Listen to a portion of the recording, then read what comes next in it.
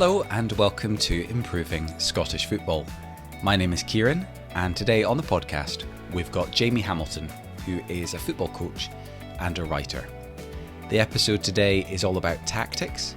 Jamie is well respected in this area, and his writing has influenced tactics at Malmo, the Swedish champions, and he's also been quoted by the Hungarian FA and the Italian FA as well.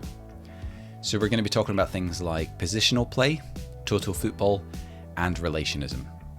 Now obviously I'm not a coach, I don't have any great tactical brain, but thankfully Jamie explains it all in a very easy to understand way. But of course, if you are involved in coaching, you'll definitely enjoy this episode. We're also obviously going to be bringing this back to Scotland and how it applies to us, and really why we need to explore more tactical diversity in Scotland. Please do make sure you're subscribed. Please leave a 5-star review if you haven't done so, and please continue to like and share and all that good stuff. Also, if you want to get in contact with me for whatever reason, my DMs are always open on Twitter, and you can email me, improvingscottishfootball@gmail.com. Maybe you've got an idea for a guest, maybe you want to be a guest, or maybe you want to sponsor the podcast. Whatever it is, feel free to reach out. Let's keep this going. Let's improve Scottish football. Okay, hello everyone, and welcome to the podcast. Today I'm delighted to be joined by Jamie Hamilton. Jamie, how are you? I'm well, Kieran. Thanks for having me. Thanks for the invitation. Looking forward to it. Good. Oh, well, I'm delighted you agreed to come on. Can you give us a brief introduction to yourself, please, and tell us about your connection to Scottish football? I'm a football coach at Ayr United's Academy, currently coaching the under-16s, and I'm also a football writer.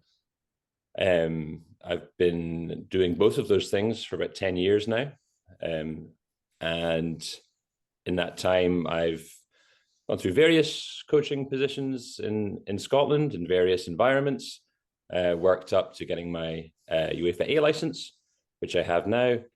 And on the writing side of it, I've used Medium and Twitter and various online mediums of getting my work out there. And you can follow me on Twitter. I've been doing various types of tactical analysis during this period of time, which leads me to this point here and speaking to you. And it's great to be on a podcast and having a conversation specifically about Scottish football, which is something I probably haven't been known for in my writing. Yeah, because I obviously came across you on Twitter, and I've been reading bits and pieces that you've been publishing. I'm obviously not a coach. I don't have any great kind of tactical background or awareness, but I've certainly been fascinated by what you've been talking about, which is a term that you've coined called relationism. Is that right? Can you give us a bit of an idiot's guide to relationism, if you don't mind?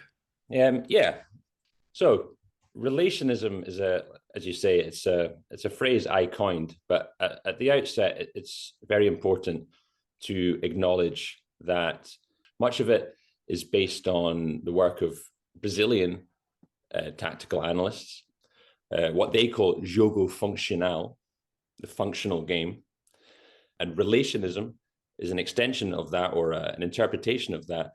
And what it is it's drawing a contrast with what I think is generally perceived to be the dominant tactical paradigm in modern football, at least at the elite level, but also it filters down to all levels.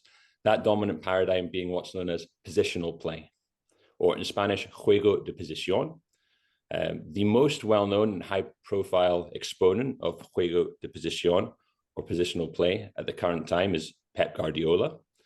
And I don't think I need to spend much time outlining how influential Pep Guardiola has been over the last 15 years. And again, I think if you're into football and tactical history, it's fairly well known and well documented that Guardiola didn't come up with this concept of positional play himself, although he certainly developed it and added his own twists to it.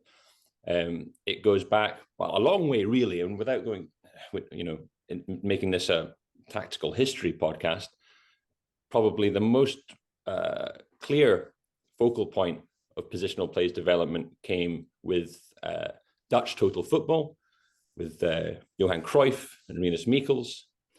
And it's an idea that is, I think there's a lot of misinterpretation about what total football is.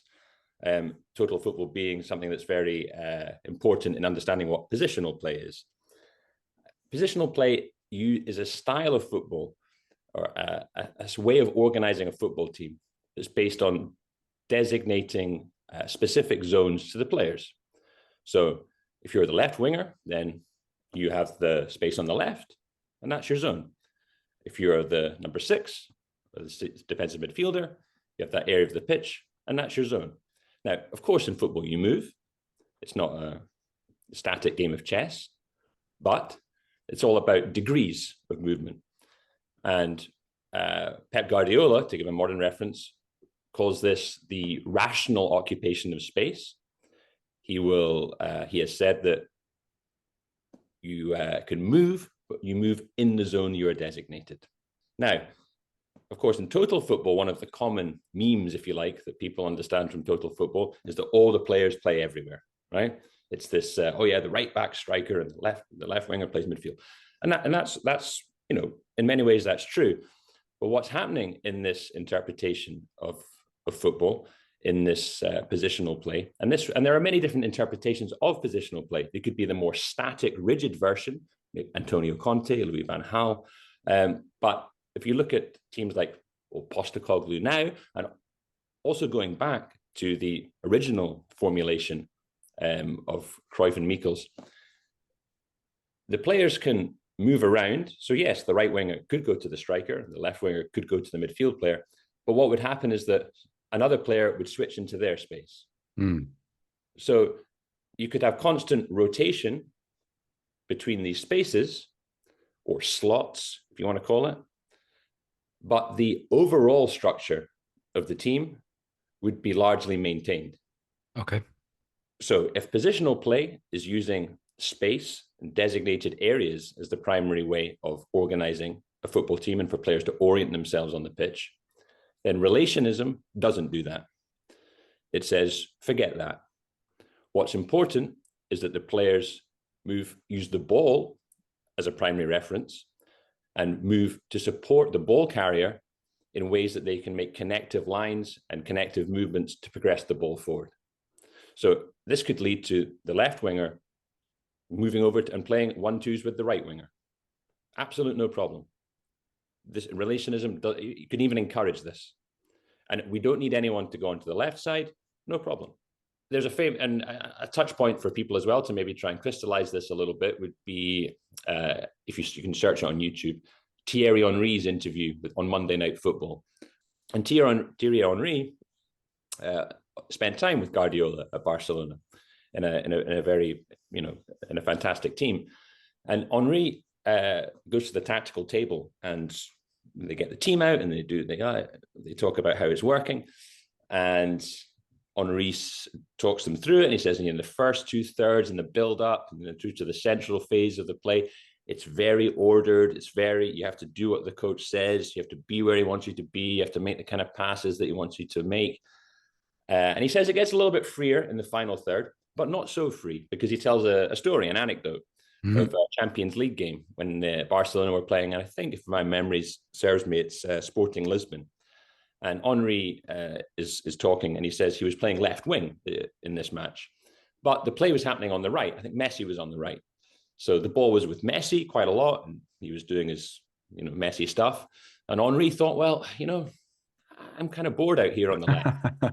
I'm Thierry Henry. I want to go and play football with Messi over there. They're having fun. I want to go play 1-2s with Messi, and play. And so he did. He went over, and he said he remembers Guardiola going mad on the touchline, and he thought, to hell with it, I'm going over. He went over to the right for a little bit, made some moves, made some plays, ended up scoring a goal, actually. But at half-time, he was taken off. Guardiola took him off. And Henry was like, what's the problem? But of course, this becomes understandable when you look at it through the lens of what positional play is. For Guardiola, that system is paramount. So what relationism proposes is a fairly radical alternative to this, almost an inversion of it, which says that the positioning of the players is actually a result of their relationships. The positions on the pitch arise through the relationships and what's happening in the moments of the game, rather than the position being established first and the relationships emerging from that positional structure. And we can see that happen with positional teams. Postecoglou in Scotland, some of the viewers and listeners might be very familiar with Celtic of Postecoglou, very good team, but repeated patterns. You see the same moves, the same inversion of the fullbacks, the same underlapping runs from the eights, same kind of spatial occupations and rotations in every game, because the positional structure gives the base. It's that initial imposition of positional structure which allows relationships and the complexity of the football to happen. In relationism, we start with the complexity, almost unbridled complexity, chaos, if you like, and we then try to allow the players to self-organize using other modes of organization which give rise to where they are on the pitch. So it's an inversion of positional play. And of course, that comes with its controversies and with its detractors. But it's been, since it's been coined and since the term has been put out there by myself and my main collaborator, Gorka Melchior, who's a Basque analyst and author, it's gained popularity. And I think it's important at this point as well to mention the Brazilian coach, Fernando Diniz, who I think at this point, many people would be familiar with, because his Fluminense team recently played against Manchester City in the World Club Championship in Saudi Arabia, that they lost 4-0 in the final.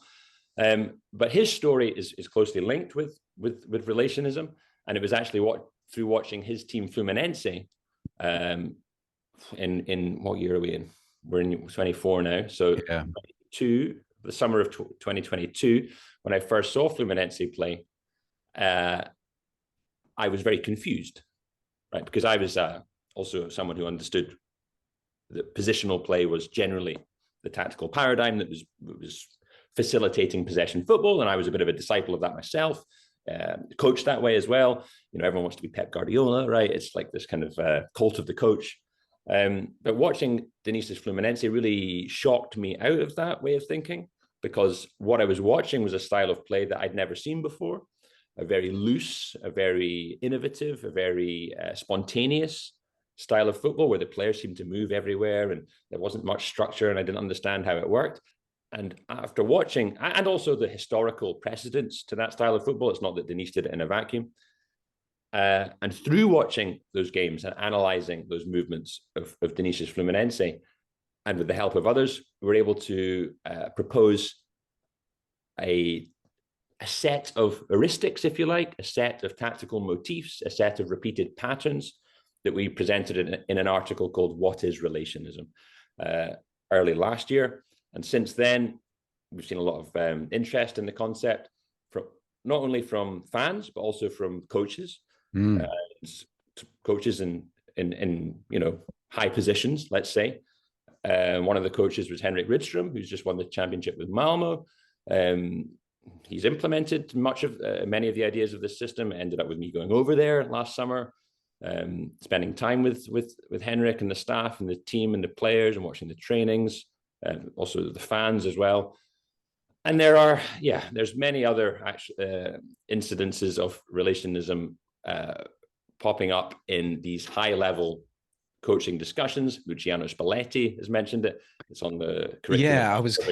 Sorry, I'm talking a lot here, and I'm trying to truncate this. There's a lot that's happened, but hopefully even there, we can get into it more. But there's a little bit there that we can hopefully grasp onto.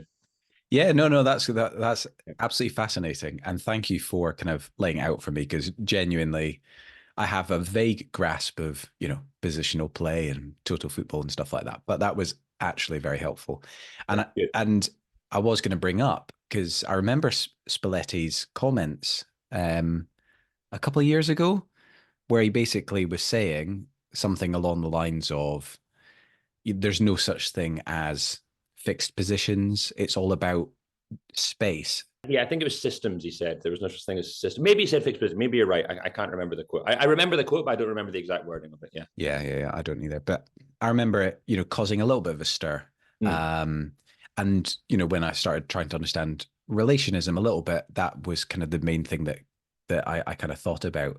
But yeah, so that's very cool that you've effectively been picked up a little bit by the Malmo manager, flown out to Sweden. Well, not flown out. He didn't fly me out. It was more like a study visit, let's call it. Okay. He encouraged you to go out? He was very happy to have me, let's say that. Okay, very happy to have you. Yeah. But also, not just Malmo, you've also been kind of working with the Hungarian FA, is that right? Well, working with is again, I wouldn't use that term. But yes, there's a link there now, and there's a link between Hungarian football and this the great tradition the Hungarians have. And again, I think a lot of football fans will be familiar with the mighty Magyars, right, of the team of the 50s, not least because they humbled England 6-3 in 1953 at Wembley Stadium in what many people call the match of the century. And it was a lot to do with movement, and it was a lot to do with fluidity. Again, a common meme from that game is the number 9 Nandor Hidek dropping deep. He was apparently the first false 9, although you can trace that back to the Austrians as well before that with Sindelar. But lots of movement. Puskás, of course, in the team, Sandorkowski's, great players. And there was lots of 1-2s, lots of movements, lots of rotations, lots of very fluid play. So for Hungary, there's always been an attachment to this style of football, this kind of intuitive, spontaneous style of football. And it was Hungarian coaches that traveled to Brazil and were also pivotal in the development of the Brazilian style that was so successful, 60s, 70s, 80s. So there's a Hungarian influence there. When I'm talking about these comparisons, I'm not saying that positional play doesn't work. Clearly it does. Like, absolute. I'm not saying it's rubbish and you shouldn't do it. Clearly it's very effective.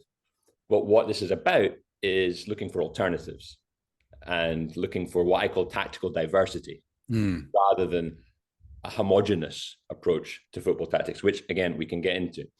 But yeah, it's really fun for me to be, involved in analyzing and researching these ideas, but then putting them out online, and I'm in my flat, watching these games and writing these articles.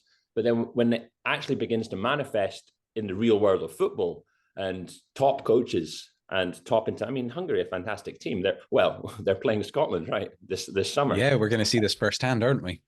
Yeah, very possibly. I mean, it looks like they're set on using this style of football. So yes, it looks likely that Scotland will come up against this.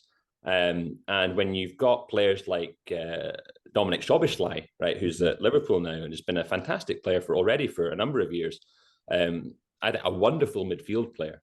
When you've got players like that to build this type of alternative relationist system around, it can be spectacular, right? And the Hungarians are fairly early in the cycle of implementing it, but already you can see. I actually posted a couple of videos on Twitter just the other week about showing some of the patterns that Hungary have been using in their later European qualifier games.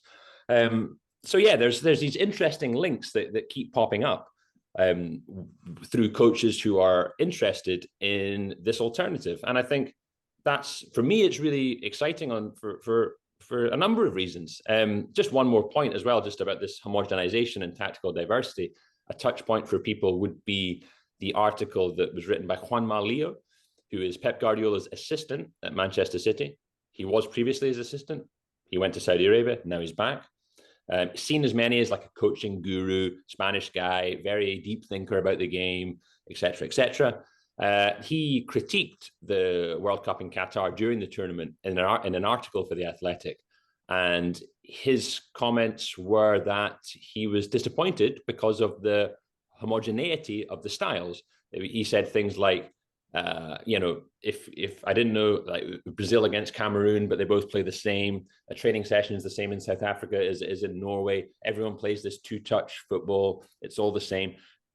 Basically saying we've lost diversity. We've lost this kind of authentic expressions that different nations used to have, which I think was a huge appeal of the World Cup. Certainly for me growing up, it was like, wow, you've got the Brazilians playing here, the Dutch here, Argentina, the English there, and they come with their own style, they come with their own ideas, and they go against each other, and you get these really interesting matches, rather than a kind of Spider-Man meme version of football where you just get, it's like, mirror images going up against each other, and they cancel each other out. And that's how I feel a lot of time when I watch modern day football. Is this you've got these coaches with very similar ideas going up against each other. So yeah, it's really, for me, exciting and energizing to see that these alternative ideas are not only appealing and interesting, but actually seem to have some practical. I mean, we knew that anyway from the Brazilian lineages, right? And also Fluminense winning the Copa Libertadores with this maverick style when everyone said they were crazy, but it worked.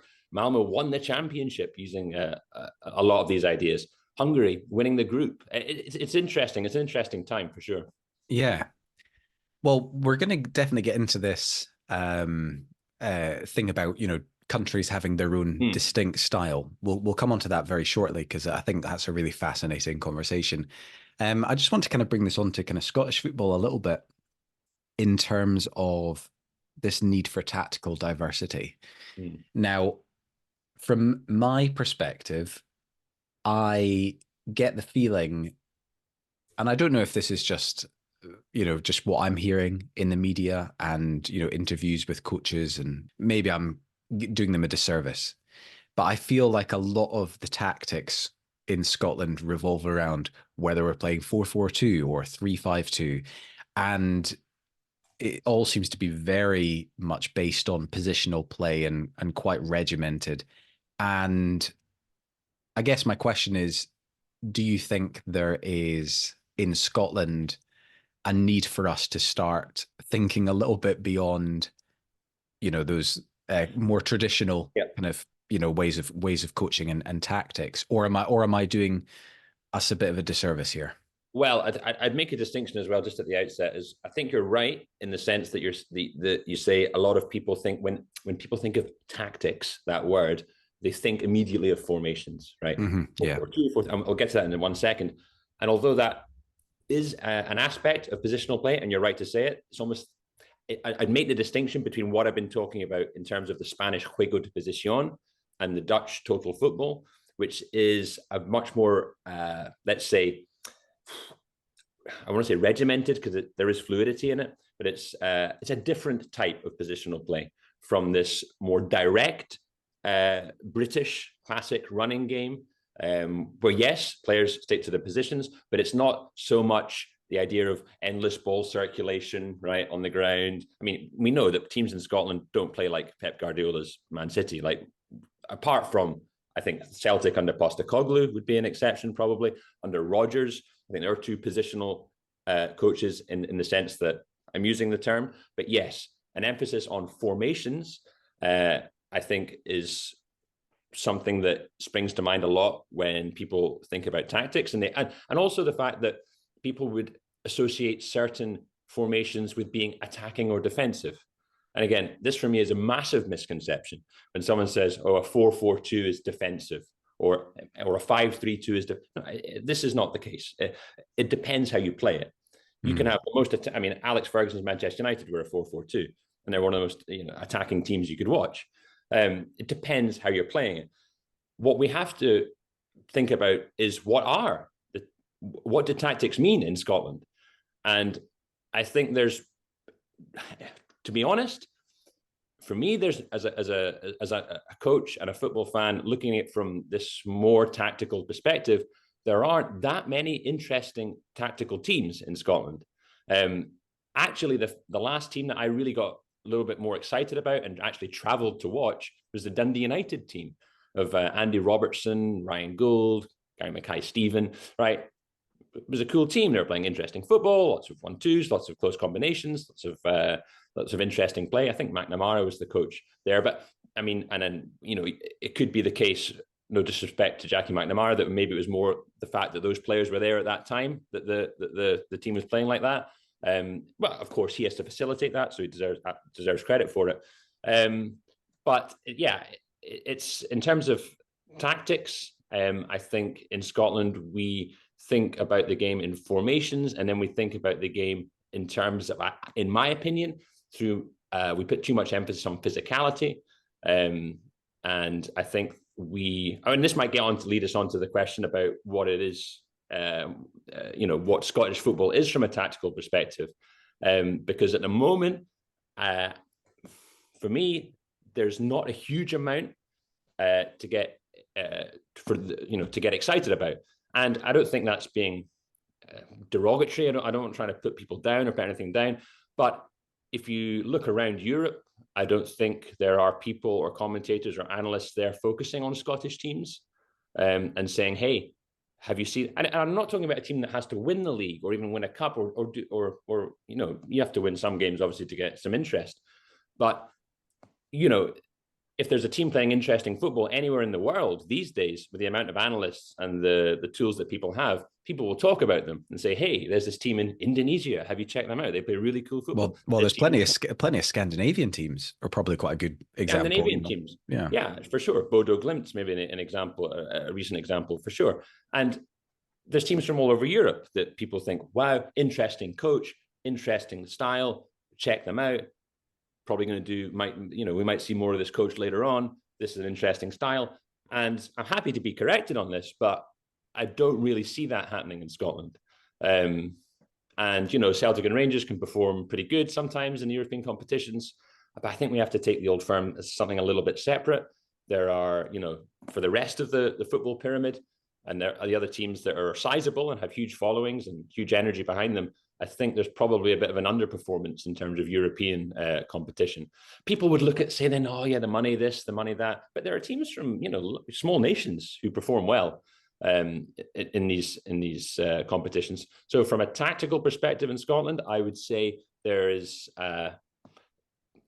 perhaps a little bit of a lack of what I would call interesting and progressive football tactics, but at the same time, I think that's a very big opportunity.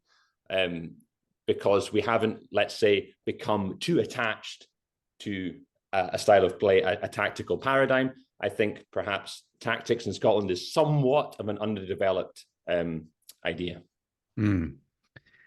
Yeah, tactics is an underdeveloped idea in Scotland. Well, and the thing is, it's true. Yeah, and I don't like saying that. No, but everyone who listens to this podcast is pretty much aware of everything you've said there, and I think it's completely fair. And I think there's a frustration among many fans that we aren't seeing that tactical diversity. We aren't seeing new voices and new styles of play, and fundamentally, the football that we do generally get to see within the SPFL isn't overly thrilling, and there's a lot of 0-0 draws. There's a lot of pretty drab football, and I think you can get exciting moments. Of course, you can, right? And Scottish football fans love seeing certain things and certain moments of football, and you can have. And I don't know. I'm certainly not trying to tell people how to enjoy football.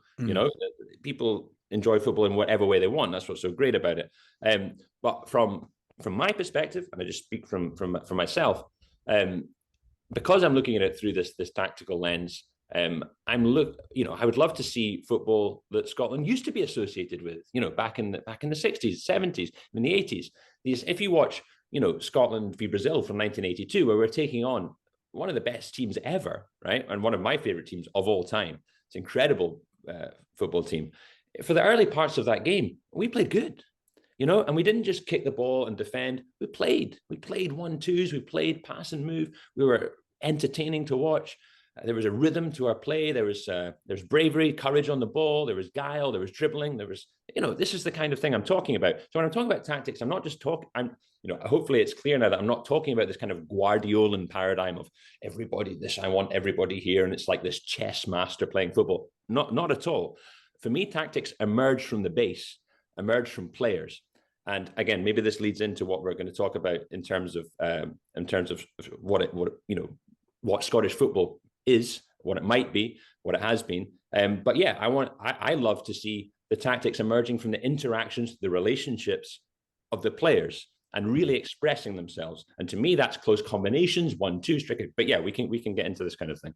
Nice. Well, let's get into this type of Okay. thing then. So, before we started recording, you were talking to me about this book that has, I guess, influenced you quite a bit, which is called Brilliant Orange Hmm. by David Winner, and this is all about how Dutch culture and how it shaped, the Dutch style of football. Is that correct? And your belief that really in Scotland we should be trying to create a style of football that is distinctly Scottish. Am I saying Yeah. that right? Yeah, I think so. Broadly speaking, yeah. Okay, so to contextualize this, uh, even from your perspective, right, doing this podcast, improving Scottish football, you're talking to a lot of people about ways to improve Scottish football, right? This is the conversation, and we have a lot of these conversations, right? They've been going on a long time. By the way, I think it's great, of course, that you're doing this and giving people an opportunity to hear different voices and different opinions. But we have had these conversations a lot, right? What's going wrong with Scottish football? Where, and a lot of and everyone has an opinion on this. If you just go on any forum board or Twitter thread, you're going to see everyone has an opinion, and that's good. Obviously, people are engaged. Even if we look at the previous guest, I think the Graham McDowell, Mm-hmm. author of the book The System, it was very interesting to hear those kinds of ideas about how things like maturation age, relative age effects, nonlinear development, how we can organize our systems better to get more of the talent in at the right areas, at the right places. All this stuff is very, very important, right? And it's good that smart people are having these conversations. But for me, and there's lots of work to be done on that for sure. But for me, there's a stage prior to any of that. And that stage, because we always thought, we want good footballers, we want to create footballers, we want this, yeah. But we have to be, in my view, we have to be a bit more clear about what do we mean by football, because football, as I've explained a little bit, in my interpretation, I think many others people's interpretation, is not a homogenous thing. It's not just football is not just football, right? Football is interpreted because football is a human game. It's not an abstract game that you play, although many would probably like it to be, that you play on Football Manager, and that's a simulation, right? That's a representation of football. Football happens with real people moving their bodies on the ground with a football, right? So, given that, football is always interpreted because the human is always interpreting, right? Your subjective being, right? So the way you approach the game is dependent on who you are. And who you are is, to a large extent, formed by the environment that you are exposed to, that you grow up in. Mm-hmm. And these things are very important in football because when you're on the ball, you have infinite options of what to do. Do you look for a channel ball down the line for the striker to go and run and try and get hold of and hold the ball up? Or do you look close for a teammate who's approaching to make a pass and move action? These are all choices. And there is all ways of organizing football. And if you look at, again, we mentioned it already, but classical interpretations of football, like the Brazilian style and the Dutch style, I take these, I think they're kind of easy touch points for people to grasp to. The Brazilian style is completely different from the Dutch style. Mm-hmm. The Brazilian style is based on fluidity, rotation, not of a lot of attention to everyone sticking in the right spaces, but going and connecting and relating to and interacting with players. And there's been many studies and books written about this kind of where does that flexibility come from? And then you start thinking about, there's interesting cultural artifacts like capoeira, for example, is one commonly cited influence on Brazilian football. The slave dance that came from Africa that started to develop in Brazil. It actually began as a way for as far as I understand, for slaves to hide this martial art within a dance, so they could use it while they could train it, right? They could say, we're just dancing until they actually used it. And if a capoeira, again, is a fairly commonly known dance or martial art, lots of swaying, lots of movement, lots of fluidity. lots of moving in relation to the capoeiristas, are moving in relation to each other, lots of instability, lots of off-balance movements, these kinds of things. And it's fairly, I think, reasonable to map an influence of aspects, not just that, I'm just using one example, of those kinds of cultural aspects to then manifest in the style of football. In Argentina, next door to Brazil, you would have almost the folkloric figure of El Pibe Doro, right? The golden kid.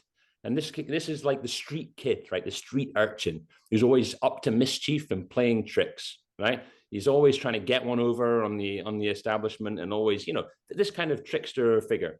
And when Maradona, for example, emerges, people make that connection, right? He's this trickster, mischievous figure. And is it a coincidence that so many of these style of number 10s, right, emerge from that environmental milieu?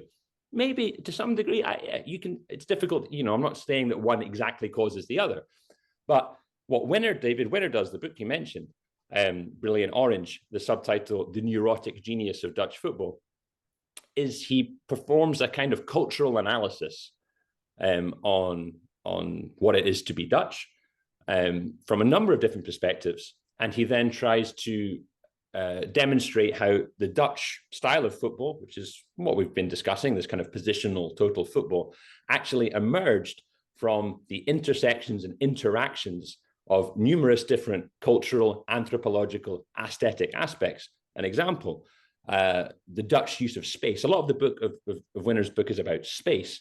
He calls the Dutch a nation of spatial neurotics, right? It's one of his phrases. And what he means by that is he uses examples like the fact that the Dutch Holland is a low country, and a lot of it's below sea level. Mm-hmm. So they had terrible problems with flooding. So a lot of their time and effort was driven towards trying to protect their space, right, and build dikes and certain types of formations to try and keep their land from flooding, right? And this kind of obsession with how to preserving space and using space in innovative ways, we can go, and it sort of seeps into design, into architecture. Very interestingly, and something I've written about, and perhaps not particularly well known, is that the term total football actually comes from total architecture, oh, right. which was an architectural, almost kind of avant-garde architectural movement. The total architecture of the total city was about trying to create a coherent overriding system, which each of the individual aspects of the city, while they were different and individual in their own aspects, they would adhere to this overriding patterns and overriding system. Also, religious ideas about authority, in Europe, and in a country like Holland, for example, would be seen as perhaps a bit more rigid. I'll give an example. And this is from one of Joseph Boschik's articles. And talking about this relationship with authority, and again, a comparison between Holland and Brazil. Actually, Boschik's example here is Switzerland. He says in Zurich, he paints the picture of a doctor's waiting room in Zurich. And up in the top corner, there's a sign that says silence, please, in the waiting room. And the TV, there's a TV is on, but it's on silent. Go to Brazil, Rio, Sao Paulo, the sign still says silent, but the TV's on, right? There's noise and there's chatter. And this idea of that just because there's a rule doesn't mean it has to always be adhered to. In Brazil, Boschik suggests, and other writers too, many other writers and commentators, that there's a flexibility here. There's a negotiated aspect to rules, right? And that manifests in the football, and you can see it. There's more rigid patterns. Watch Antonio Conte's football, very rigid, very strict. Cesc Fabregas explained how when he went to play for Conte, the guy would literally tell them exactly how he wanted the ball to go up the pitch. Yeah, Fabregas couldn't stand that, right? He hated it, right? He wanted to pass and move. A lot happier under Wenger, right? A lot more flexible under Wenger. A lot more negotiated in the moment between the players. Okay, we're off on a tangent. Scotland. So if we're talking about these kinds of environmental aspects affecting the play of countries, which again is completely well known and well documented. And again, I'm happy to be corrected on this. And I certainly don't put myself as any expert on the Scottish history or anthropology or anything like that.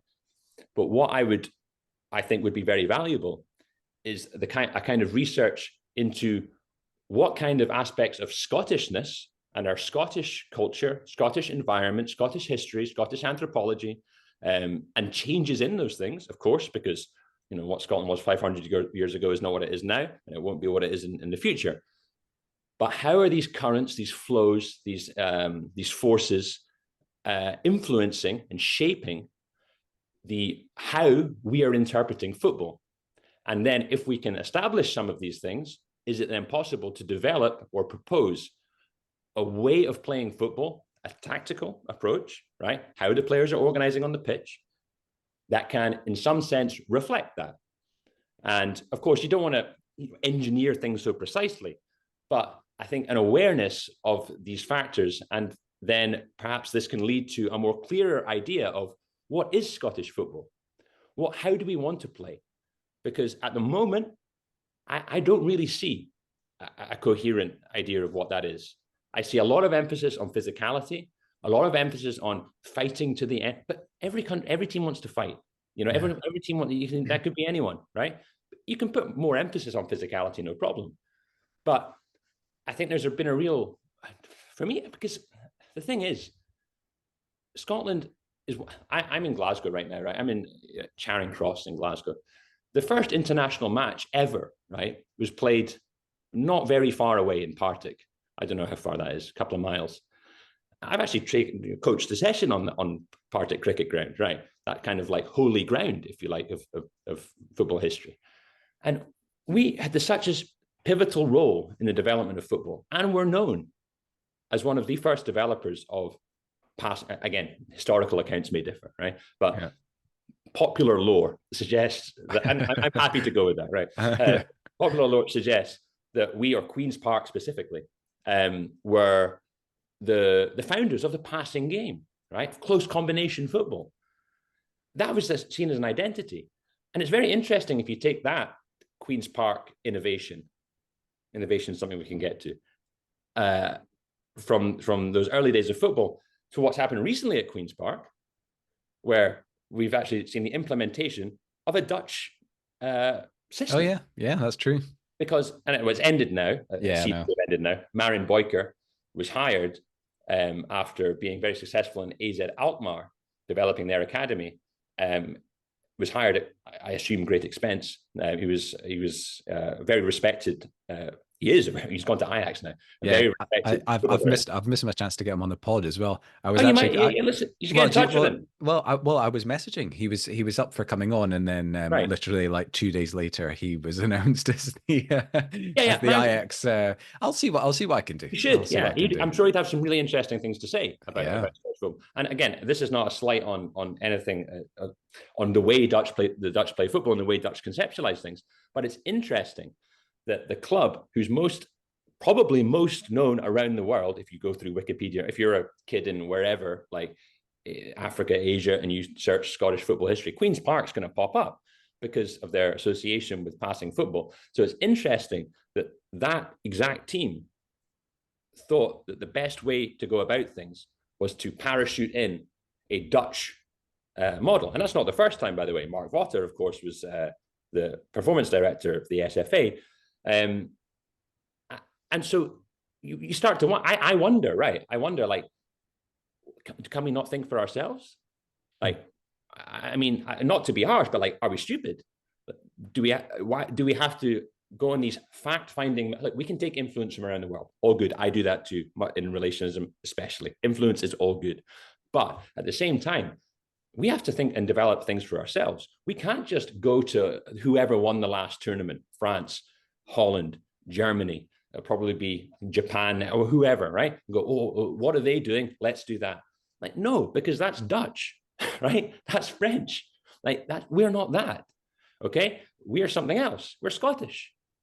And we have to, in my view, it's very, very important for us to take ownership of that and try to understand what that means. Yeah. We're never going to get that perfect, obviously, because it's a very changing, fluid thing.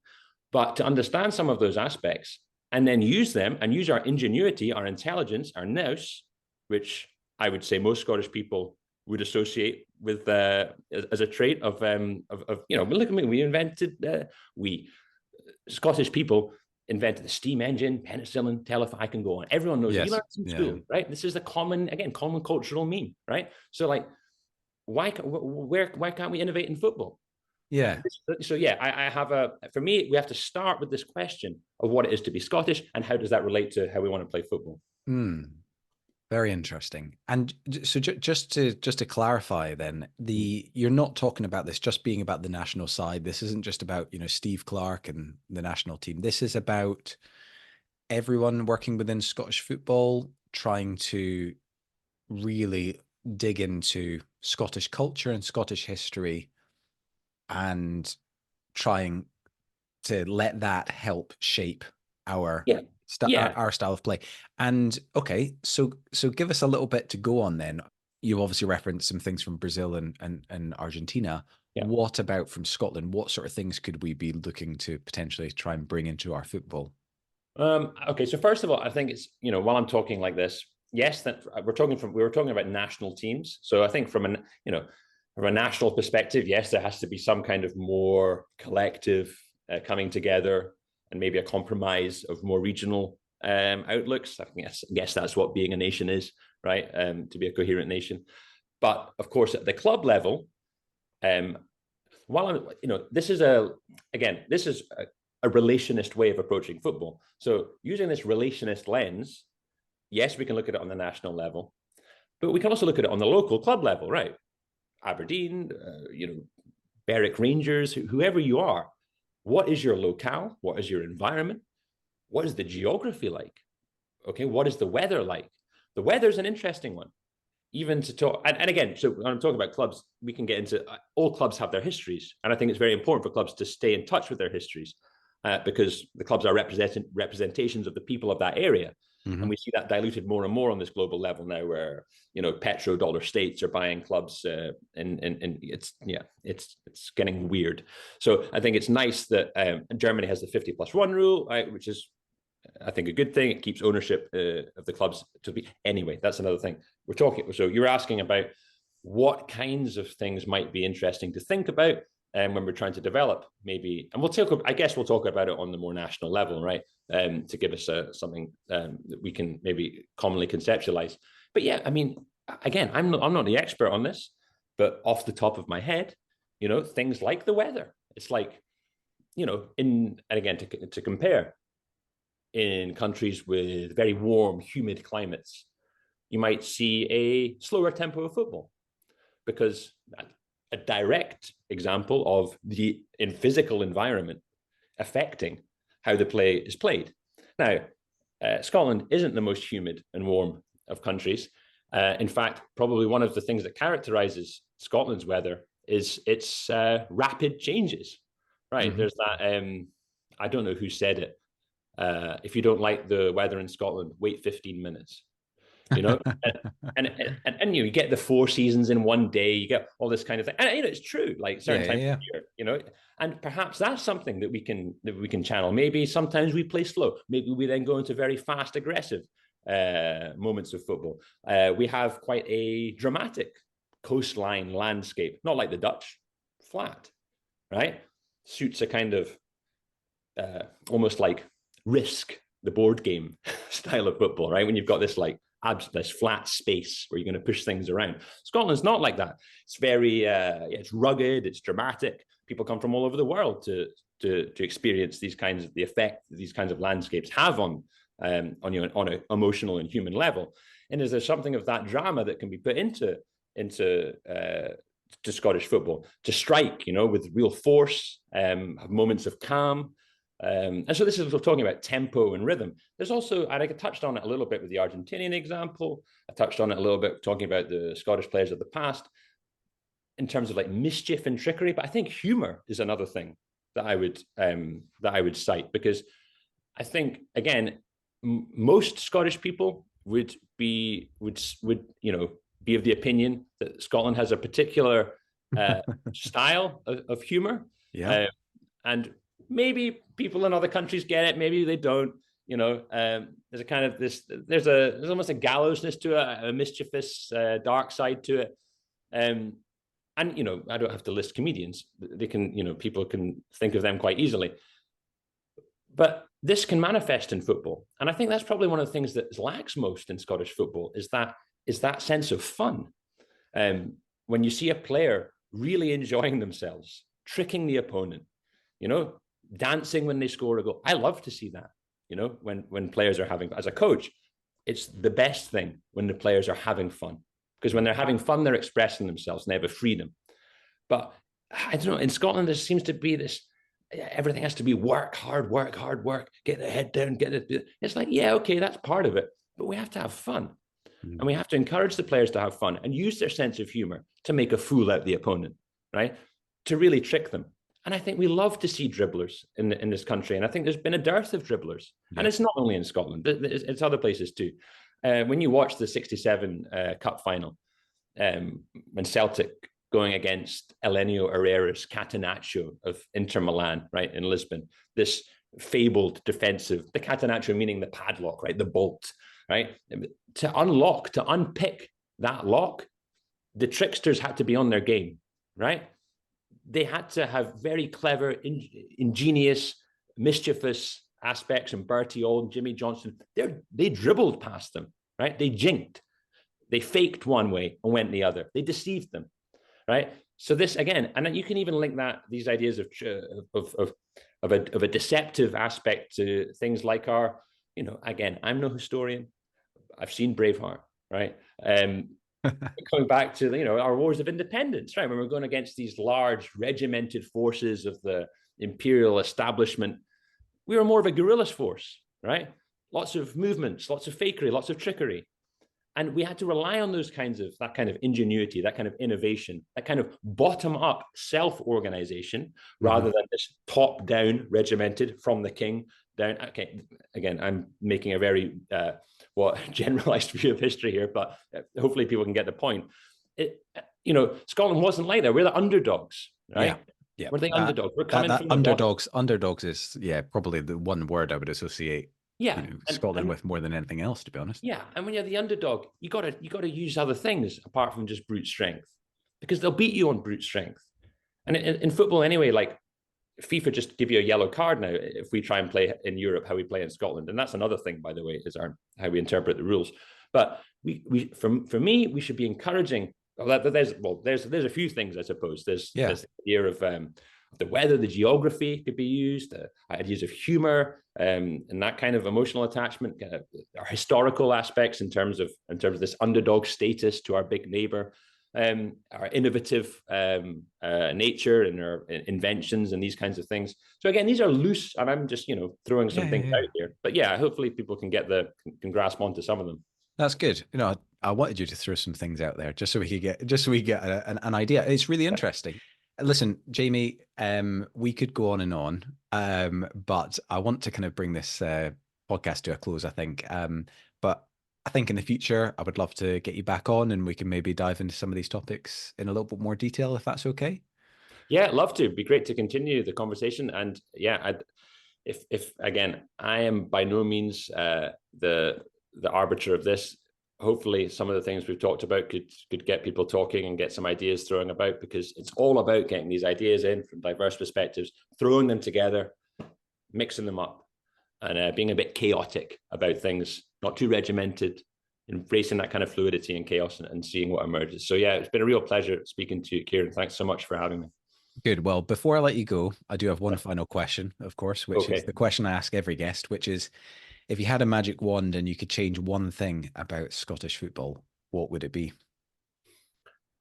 I think, and I suppose I just repeat myself, but something very simple, just to make it fun to watch. Yeah. Well, that's a nice, easy one we can all get behind. Where can people find you? On Twitter is where I put out my work and make comments. So it's at Sterling_J. Sterling is in the town. Sterling_J. I'm just Jamie Hamilton. If you type in, Jamie Hamilton relationism, then plenty will come up anyway, if you want to do the internet thing. Brilliant.